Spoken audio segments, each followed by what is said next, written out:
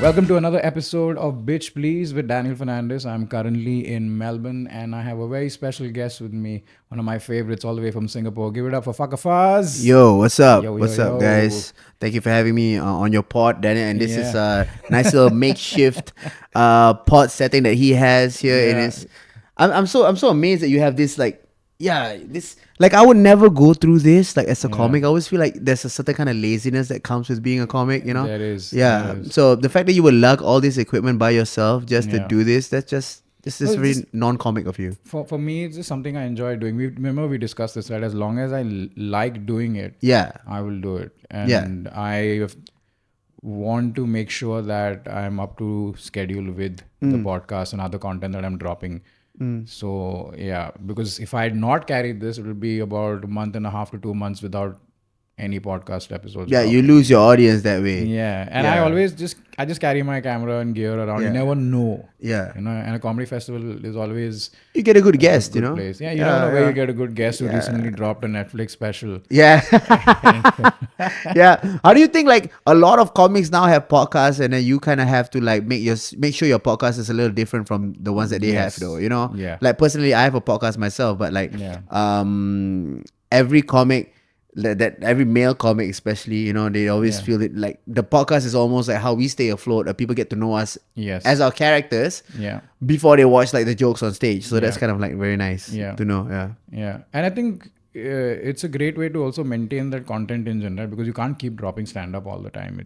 Yeah. It takes a while. It takes Yeah. a long time to. At some point the crowd work gets yeah, old. yeah, and crowd work is overdone now. Like Everybody does it. everybody's doing it too. Yeah.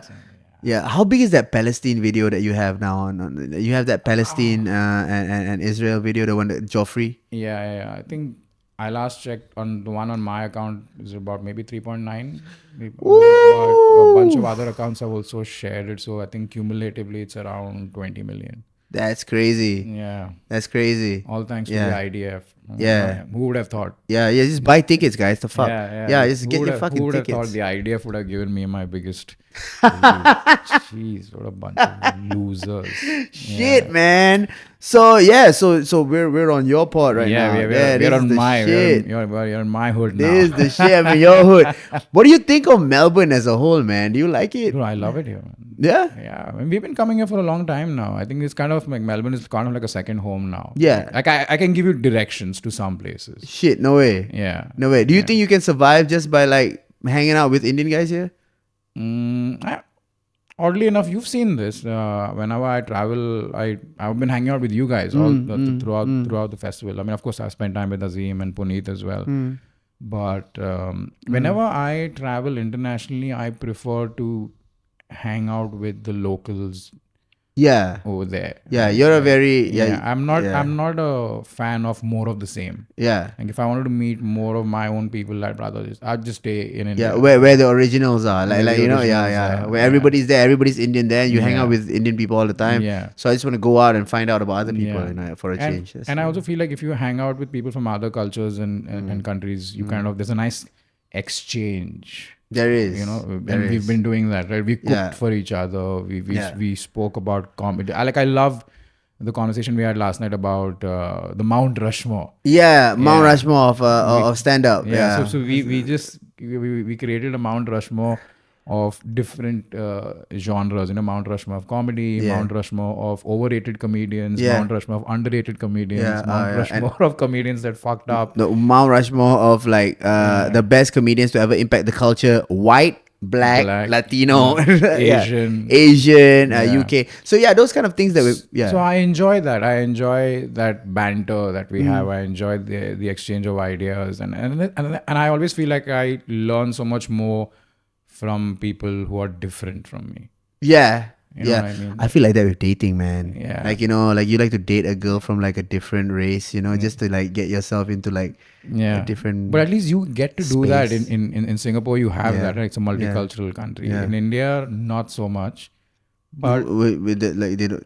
Oh, okay, it's quite difficult to find a different. yeah. Yeah. It's not. You wouldn't. Is it as interesting if it's a different kind of Indian? Yeah.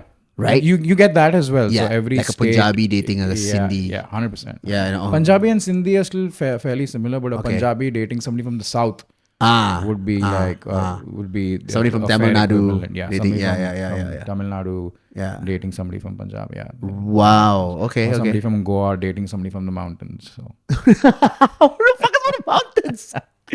speaking Yeah. of which, what would you like to bitch about today? I would like to bitch about. Okay, what are fuck? What are, did Let me see. We had this topic. We had this topic just now. I remember telling you this.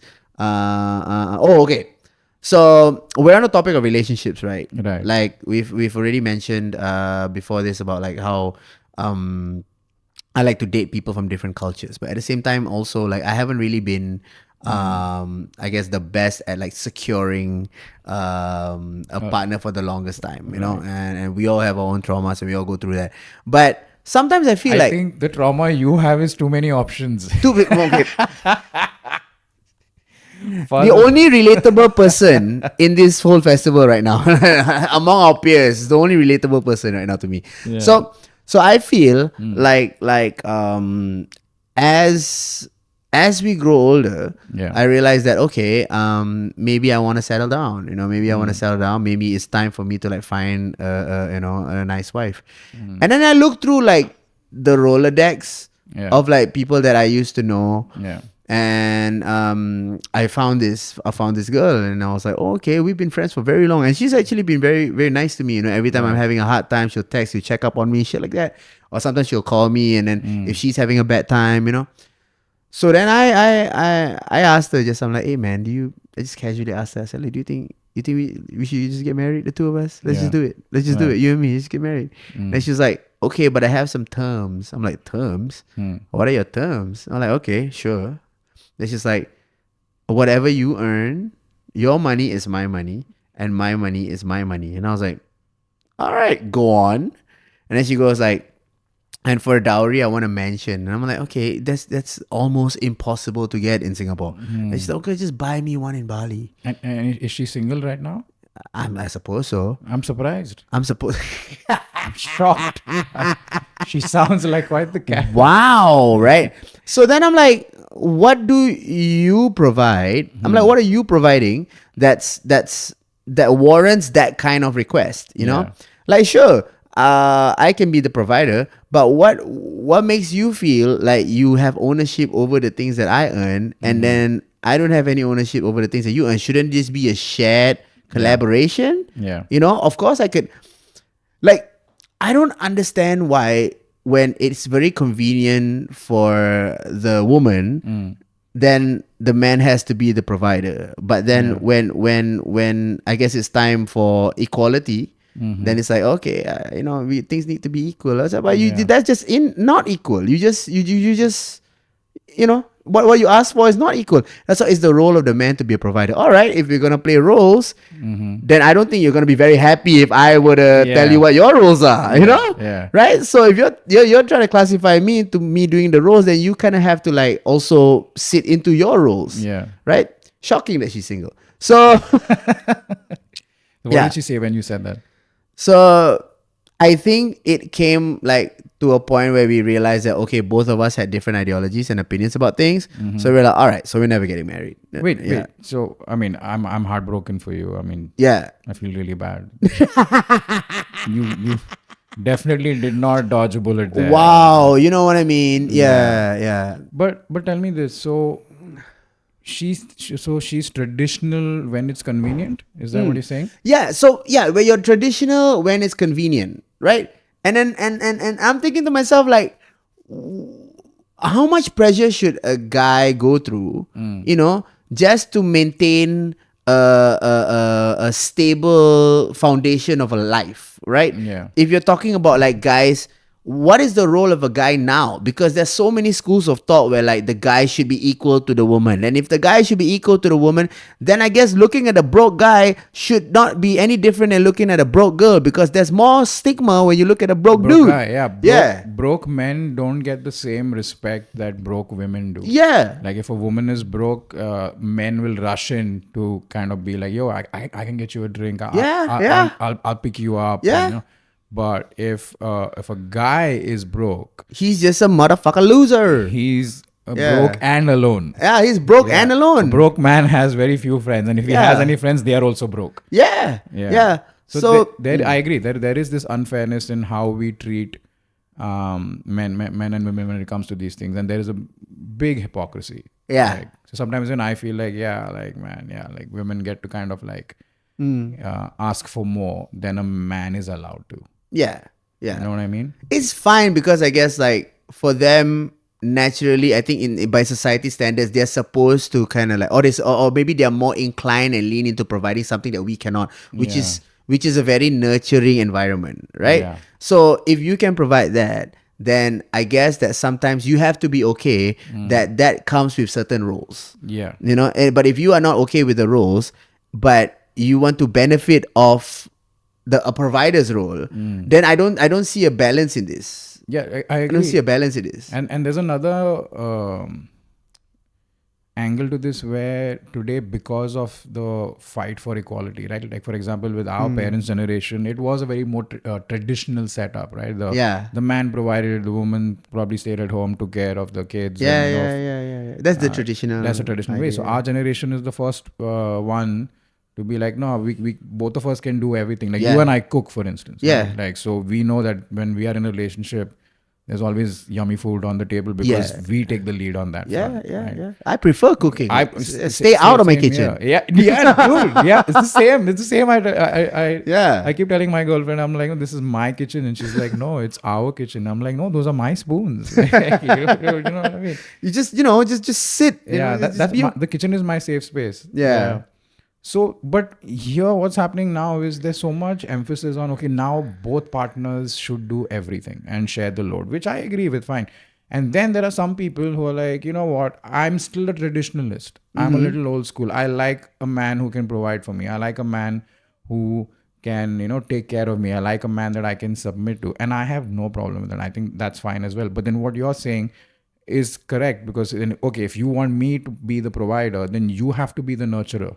Yeah. You can't be expecting me to be the provider, go out there, bring home the bacon, and then you are out getting some bacon too. Yeah. And then when you come back and you're like, yo, just give me some of your bacon, and then you keep all your bacon to yourself. Yeah. That's very selfish. That's very selfish. Yeah. So I'm going like, okay, if you have, good luck finding anybody to agree with that. But then if you do have somebody who agrees with that, then I am very curious to find out what your value is, to the table. Like maybe what your value is, you bring the aesthetic value of making the man look like he is successful because he has an attractive woman next to him. Because is she attractive? Yeah, of course she's attractive. She's really attractive. She's a 9?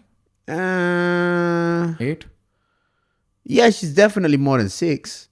Yeah, she's definitely more than 6. 6 should not be demanding such things. Okay, Like, if you're okay. I mean, I would reckon if you're saying I want... I would say looks wise, like, Yeah. she's a gym enthusiast. I mean, she's one of those like strong chicks. Yeah, she likes strong chicks. No, She looks she's like a one of those strong chicks. chick. Yeah. Like, Yeah, I mean, if you're demanding a mansion and a part of your income and stuff, then I mean that's a 9 and above.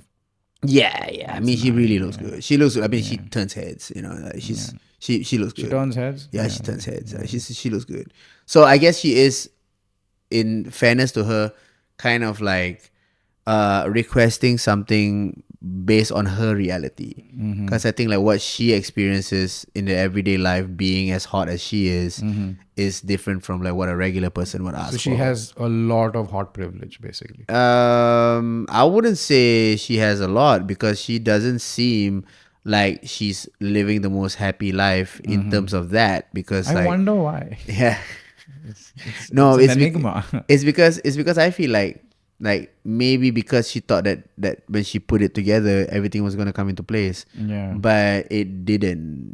Like when I say it didn't, I say like it wasn't as to what she thought it would be. Could it also be some sort of trauma response where maybe I'm just venturing a guess, like maybe in a past relationship, right, she was with somebody who took a lot from her and maybe didn't give enough back.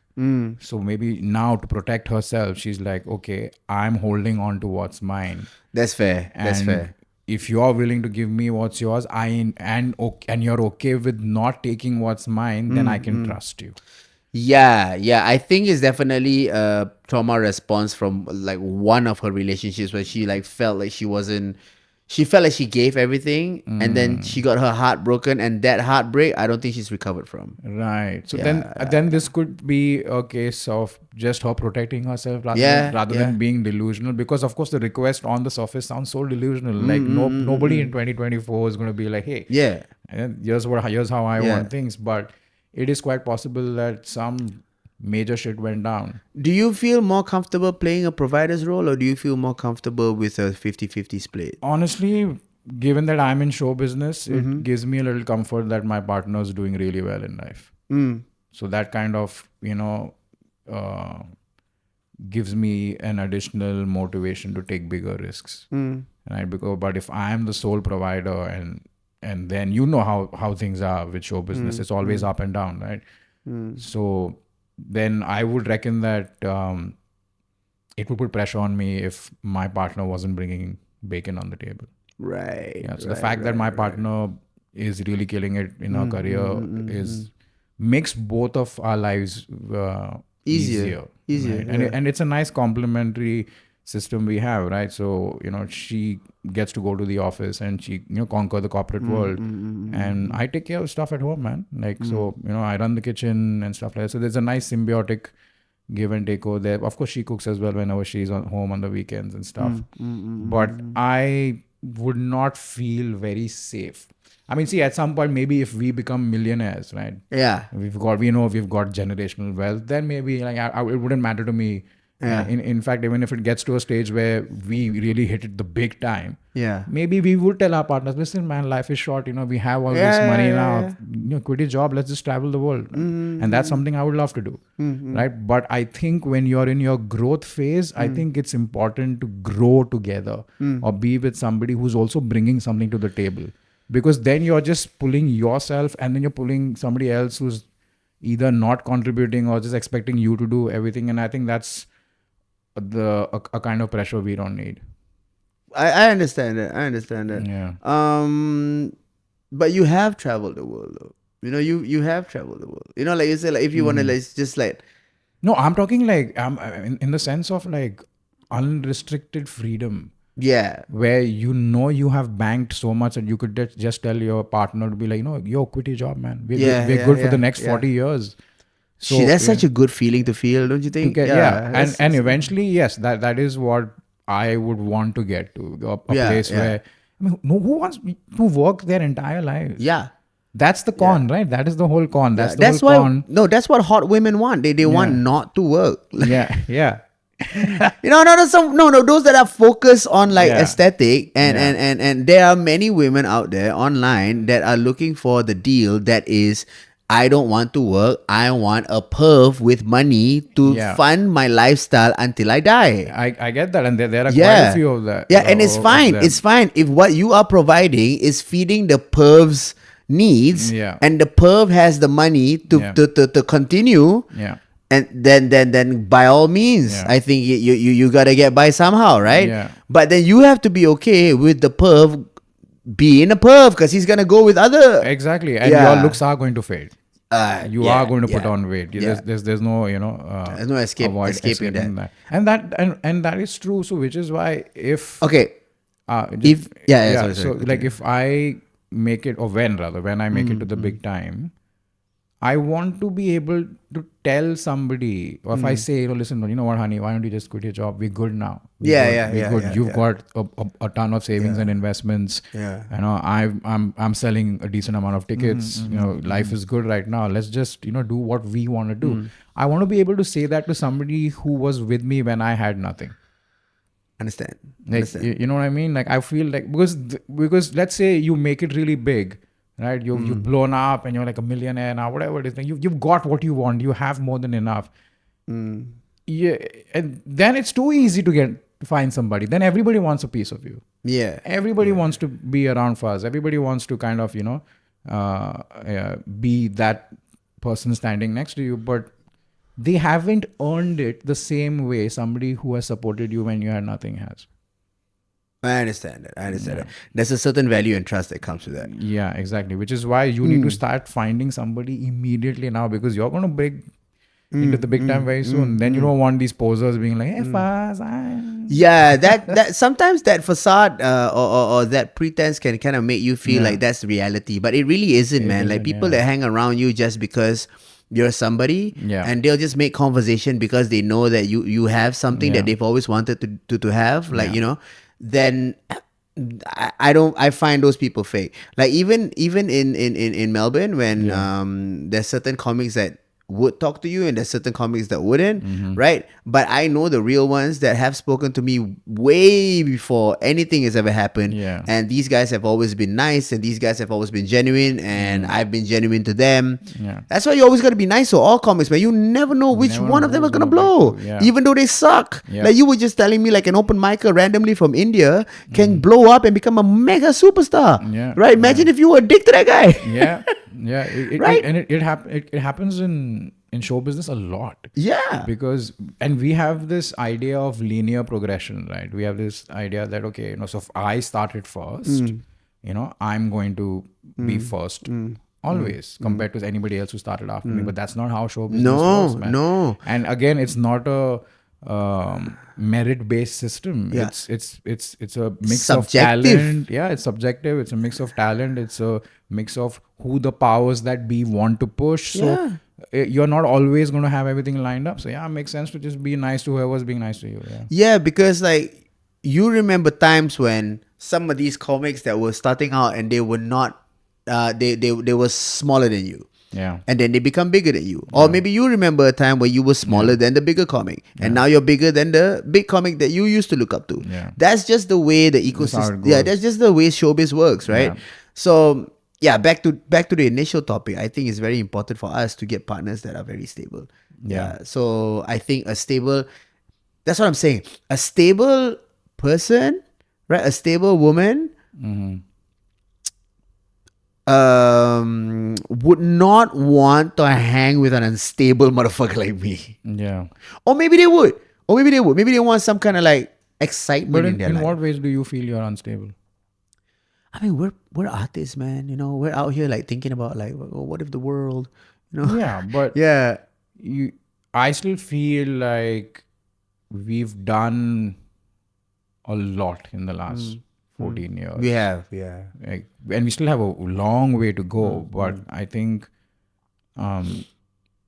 if you map our trajectory to other industries or other, like the comedy industry in America, for instance, as per the comedy industry in America right now, we are technically in our struggling phase. Right. But we are struggling quite well, if you see. Like I said this the other day as well, right? Like if you're struggling, but we are very lucky as comedians from the Asian scene to be struggling in this environment. So one of the things that was one of the interesting things that I experienced, right, especially this year, because this year is when I released my second Netflix special. So before releasing that, I only had one Netflix special. So for that special, right after that special came out, and I started touring, I started doing more shows, and I realized that, oh no, I've outgrown that comic that I used to be. And then now I am somehow feeling embarrassed of that special because I'm not that guy anymore, and I'm looking at the special and I'm embarrassed watching it. I don't want to see it. I don't want to watch it. People come up to me and be like, I watched you on Netflix. I felt embarrassed that people came up to me and said they watched me on Netflix. I was like, oh my god, you watched that? That I don't feel good about that. I don't feel good. But that was an accurate snapshot of who I was at that time. And art is that, right? It's a snapshot of who you are at that point of time. That was who I was. And I told myself it was my sole mission to get a second special, so that I can redeem myself. So for many years, I've been working to that, trial and error, paid money, like came out with money to try and record a special. It's trash, materials trash, whatever. And then came to this point where I'm like, this is where I'm going to do it. And then once I did it, I remember, shout out Sashi Pereira. She met me yesterday and she was like, your special just came out. How do you feel? And I looked at her and I went, when you work so hard for something, it took almost everything out of you. And then once you get it, you're just like, I'm too exhausted to celebrate. I'm just too exhausted. I had the same discussion with my partner yesterday. It's just that whenever you want something big in Yeah. life, right? By the time you get there, it doesn't have the same value that it did when you didn't have it. Yeah. Like I felt really happy when I posted my tour schedule for next week in Sydney. Right? Sure. I looked at the poster. I'm like, this is really cool. If you had told me like 10 years ago that this would be my touring schedule in 2024, I'd be over the moon. Yeah. Like, you're doing the comedy festival, you're doing Sydney, but now that I'm here, I'm like, oh man, I gotta get the next big thing. I gotta get into the theaters now, and it's just it never ends, right? Yeah. It just never ends, which is why I've kind of like, I'm kind of training my mind to think along the lines of accepting where you are, enjoying where you are, and then work towards where you need to get to. But in the last couple of months, I felt like I was being very unkind to myself. I was putting a lot of pressure on myself. I was getting very annoyed that tickets were not moving the way I wanted them to move, And But you think you set expectations a bit too high for yourself? sometimes I feel like I do. And my partner and I were talking about this, and she was telling me you need to start being kind to yourself.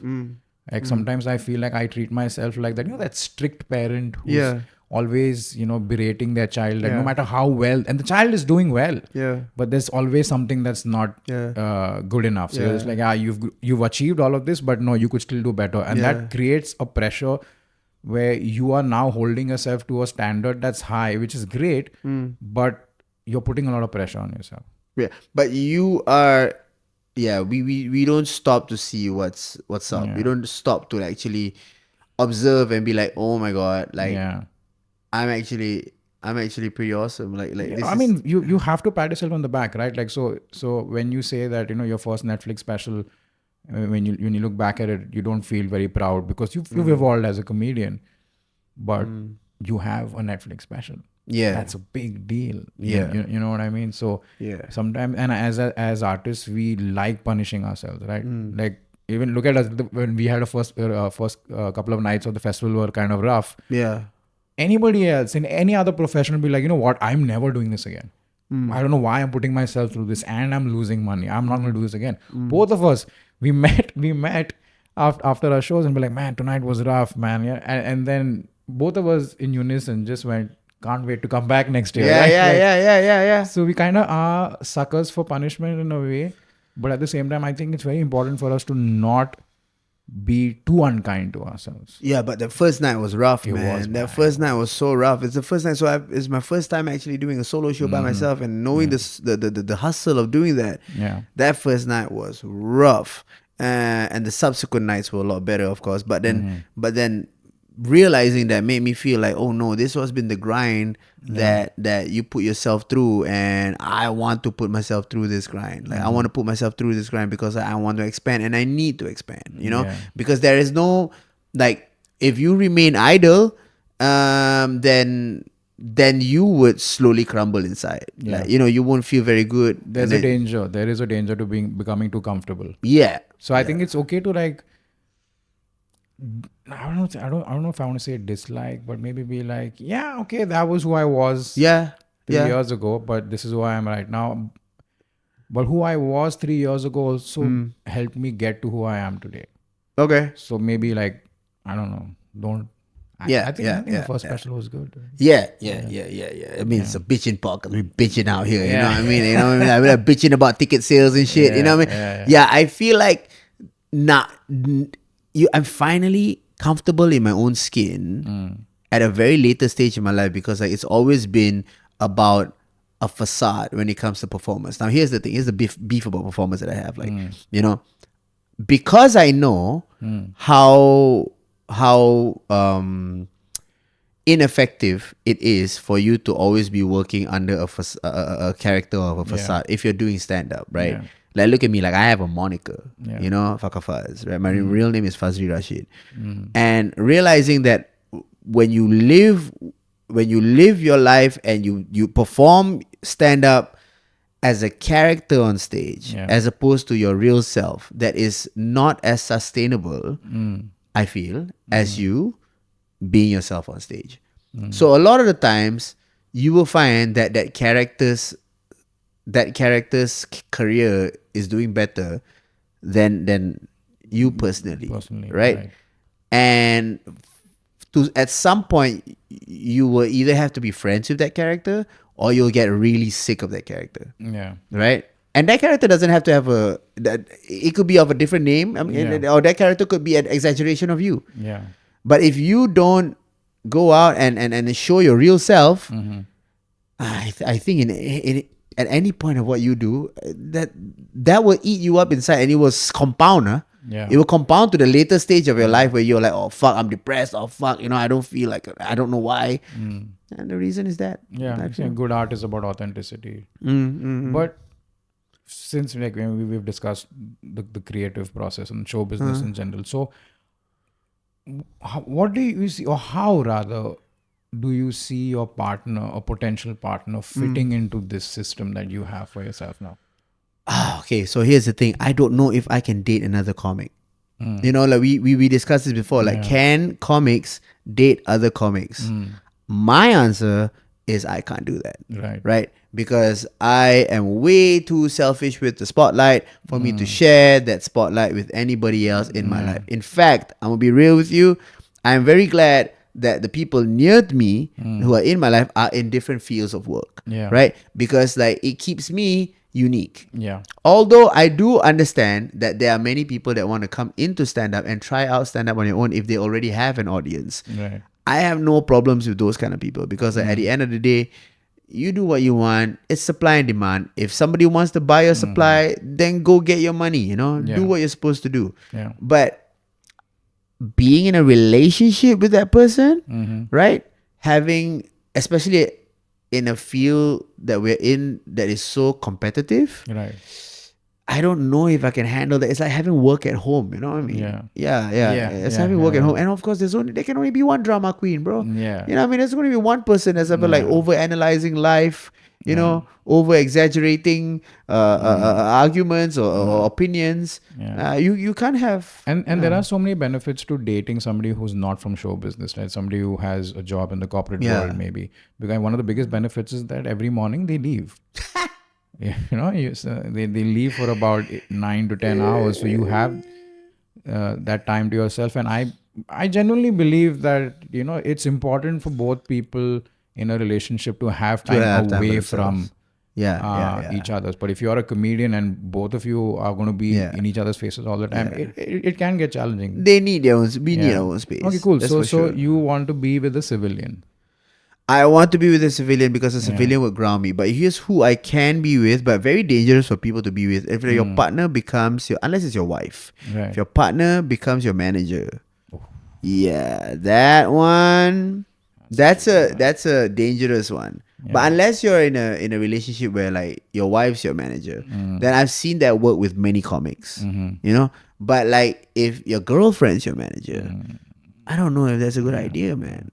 So cool. So civilian, fine. Yeah. Now, do you want her to also be a provider, or you're like, okay, girl, you just bring yourself to the table and I'll take care of you? You see, I love the role. I love the idea of being the sole provider. Okay. I love that idea. I love that idea. Like if I had the means to be a sole provider, I would love nothing than to pamper a woman for the rest of her life. Right. Buy her whatever she needs to buy. Get her whatever she needs to get. Give her the life that she deserves. As long as I get the nurturing element, out of her from this exchange. So this is an exchange. I don't see it as me providing. I'm seeing it as an exchange. Yeah, it can still be equal. Like I don't agree when people say that if only one person is the provider and the other person is not bringing bringing money to the equation, that it's not equal. No, it's not just money. No, it is you provide the financial part of it, right? You provide the income, but even the nurturing part is a Herculean task. It's not easy, bro. Because the nurturing part is what enables you to have the right state of mind to go out there and get that money, bro. Exactly. Because if you didn't have that person at home keeping you grounded or anchoring you to the ground, you are not going to be able to handle life. Yeah, and nurturing is hard work.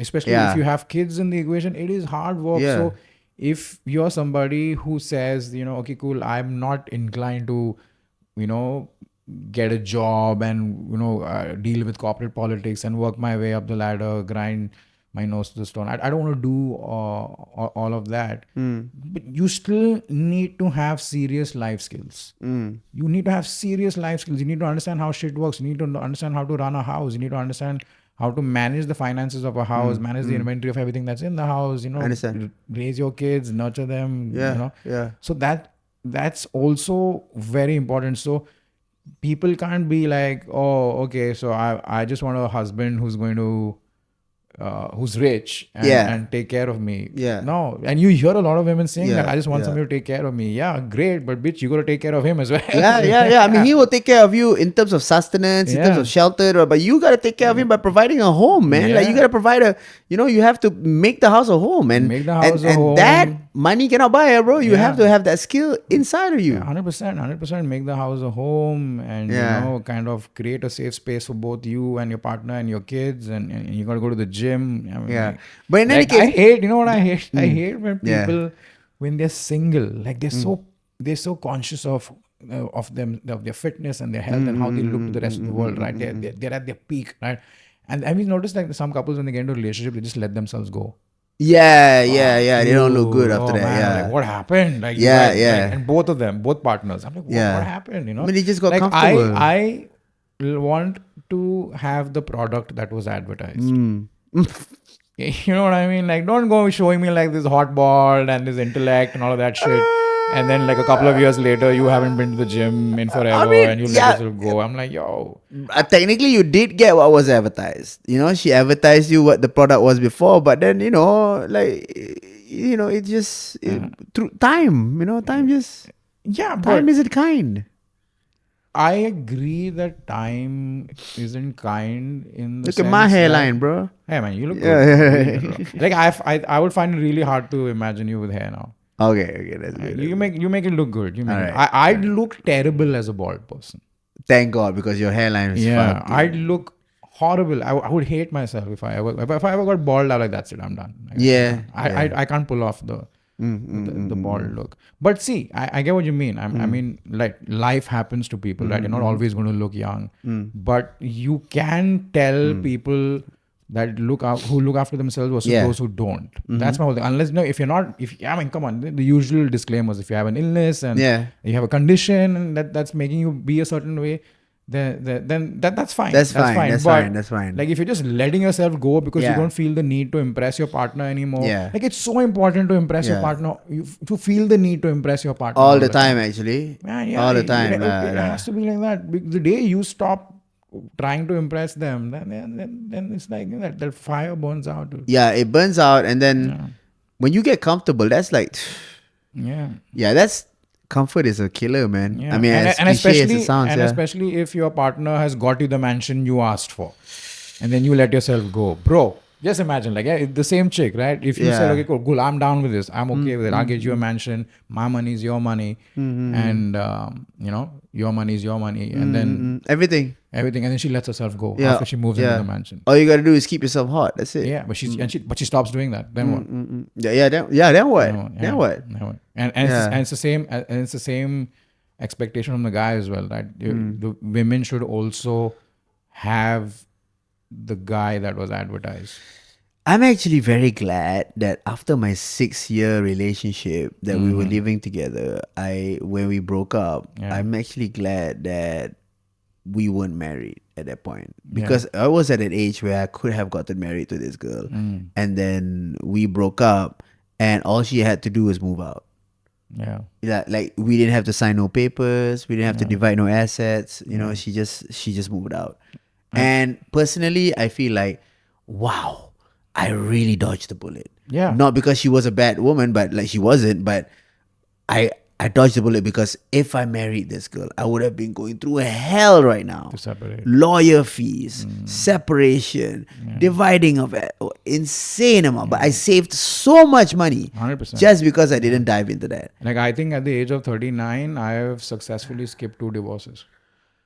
That's dope. Easy. Yeah. That's dope. Easy. Yeah. So you skip you skip 2 divorces, That's right? by not being By not being married to them. Yeah.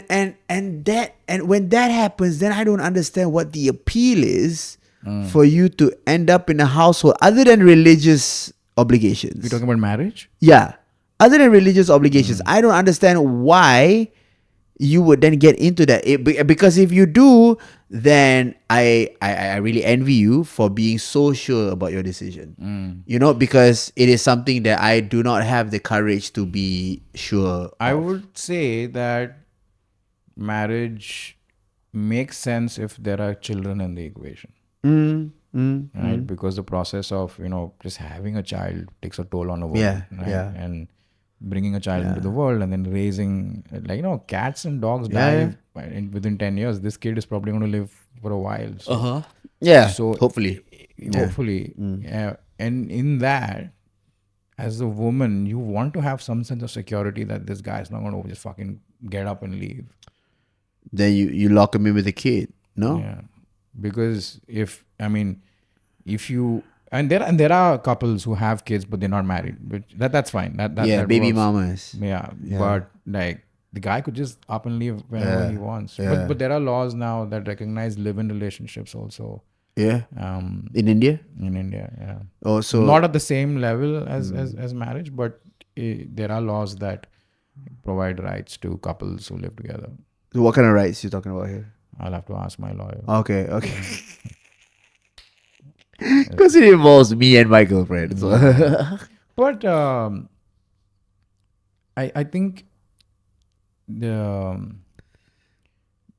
finding that right person, Yeah. especially when you're sharing a space with, Yeah. right? Yeah. If you can get that, if you can find a good person, Yeah. I wouldn't say right person. There's no right person. There's no right person for anybody. Yeah. I know what the wrong person is. You know I know what the wrong person is. If she brings home crystals, wrong person. Yeah. If she paints her face just to get the vibes right, wrong person. If she's got like hella flags all around the house, red flag. Yeah. If she tells you your rising sun and moon and your stars and shit, probably the wrong person. I don't know, for me. I don't know. It's just, but like just somebody who gets you, somebody who lets you be, and who's willing to share the rent. And I also like feel like if you have a good synergy with the person you're with, right? Your goals also get synergized, and now you start living a hybrid version of the lifestyle that you both wanted. So instead of one person working towards a singular goal for themselves, there are two people working towards the same goal for each other, and now suddenly your lifestyle just gets so much better. I understand that. It's really interesting to have somebody who's like opposite of you, completely. Like if I were to find somebody who's a civilian and who's not like into showbiz, who's not in showbiz, I would like to find somebody with like the most boring, mundane job. Like if you're talking about like, I don't know, like a fucking corporate lawyer. You know, if I have somebody who's a corporate lawyer for a living, and I'm like, all right, You're I mean, set. like at least I know your world. Yeah. I don't know if I'm set, but like, Hey, corporate lawyers make good money, dude. they do? Yeah. They do? All right, man. Shout out. If there's any That's good. single it's a corporate good, lawyer. It's a good income. Yeah. So to me, it's like, okay, cool. Right? So I am now more knowledgeable. I would be more knowledgeable about your field as you would be with mine. And especially for me, like I provide some kind of levity in your life, by not taking things too seriously, and also giving you a layman's take on something that's very complicated. Because I'm pretty sure that everybody you deal with, Right. it's just, is very detailed with a lot of the technical stuff. Yeah. So you're saying you want a civilian who's in a line of work that you understand? No, that I don't. That you don't understand? That I don't understand, so that I can learn about it. You can learn. Yeah. Right. So again, different spaces. Has to be interesting also, if the person's like, I always think it's good to have a 2-income setup. Like life is expensive, man. Even if you're doing well financially on your own, man, so expensive, dude. Like, everything is expensive. Existing is expensive, bro. Existence is Bro, in expensive, Singapore, existing alone is expensive. So it makes sense, which is why, like, when I see couples over here who've been married for a while, my friends who've been married for a while and stuff, and like I know that beyond the fact that yes, they love each other and that's there, but they also need each other simply because of how hard life is on your own. Yeah. In Yeah, terms of yeah. cost, not that it's hard. It's not like it's impossible to live if you're alone. Like if I've been alone. I've lived alone for a while. Yeah. I had 3 amazing years where I was like super single, had my own apartment, and I remember that those years. and that was great. But if you're going to be with someone, Yeah. then be with someone who fucking brings something to the table. Don't be with someone who's not bringing anything to the table. You'd rather be alone then. You'd rather be by yourself. Be single. There's nothing wrong with being single. Some of the happiest people in the world are single. Right. Yeah. Yeah. Beyond a shadow of a doubt. Yeah, but we are creatures of community, though. Yeah. We are creatures that need community. So if you don't have a partner, then you have to find a group that you really vibe with. Yeah. Yeah. And I think it's safe to say that all of us have that crew. We have that crew. I think we are going to be the first generation of really hot senior citizens who are single. Hot Dude, single senior citizens. Yeah. My whole I would say retirement plan, but the plan for like my end of the twilight of my life Yeah. would probably be in like a bomb ass nursing home. Like I'm talking about like a nursing home that has like all the facilities, like hotel level.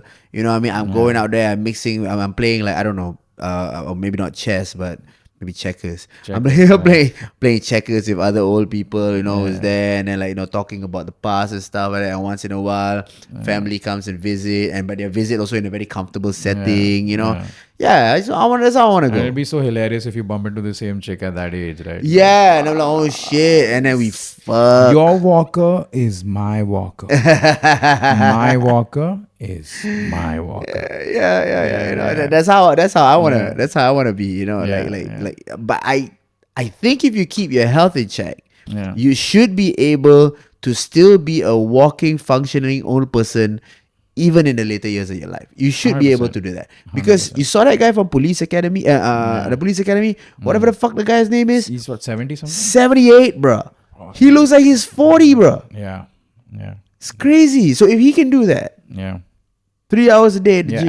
And if you look like that at 78, you deserve a mansion. Yeah. Of your own. Yeah. You deserve a partner who's going to get you a Yeah, mansion. yeah, So on that note, Yeah. good luck, man. I hope you find that special civilian that you're looking for. And, Hey, thank you for having me. I think it's dope that you still at this point we have not stopped traveling, hustling, making sure that we do what we love, and I think it's always fun for us to help out each other and be on each other's platform and podcast. 100%. I mean, you've been on mine and now I'm on yours, and I hope in the future. And that's how I wanted to be also with my career. I want to have like a posse that I can be a part of, and we all take each other with us.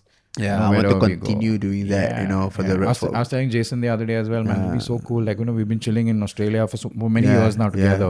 It'll be so cool. Like, eventually things widen up, and now suddenly we find ourselves in an apartment in New York, just sitting and cooking food over there. You've got a set at the cellar in the night, and then we run to another club after that. So I like that. I like the idea of becoming successful together, rather than becoming successful alone. So I'm really happy that you are with me on that journey. Thank you, brother. Thank you, brother. Yep. And on that note, that's a wrap for this episode. I hope you guys enjoyed this as much as we did. Yep. Fakkah Fuzz has a Netflix special. His second Netflix special is out. Go check it out. You can watch his first one as well. But just remember, if you watch the first special, that was who he was back then. Watch the second one. That's a more recent one. Yeah. Thank you very much, Daniel. Thanks, man. My pleasure. Yeah. And I'm going to be on tour as well. I'm going to be in Australia for a while, but I am returning to India in May. I will be touring India after that, maybe the Middle East, and then Europe later on in November.